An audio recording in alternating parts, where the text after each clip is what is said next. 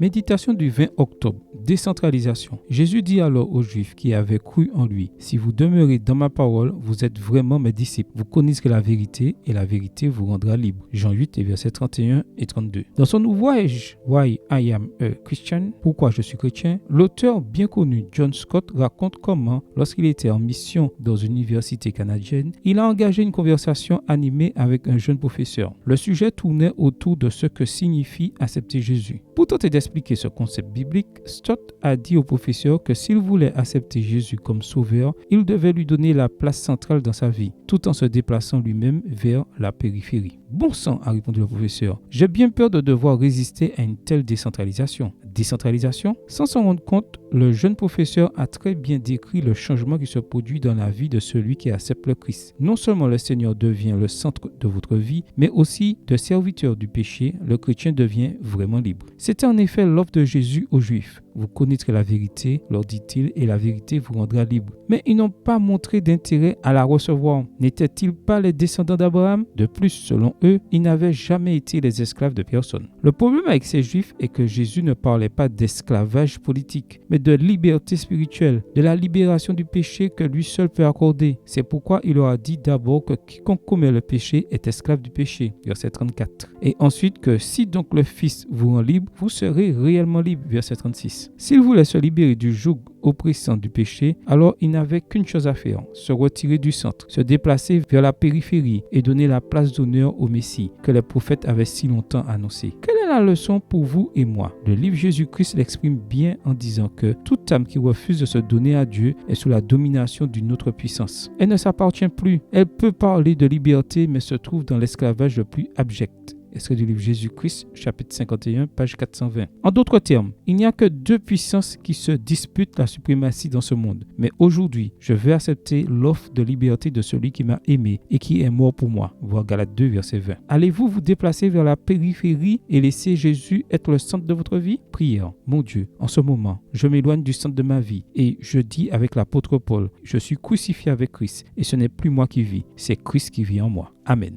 Bonne journée à vous et que le Seigneur vous bénisse.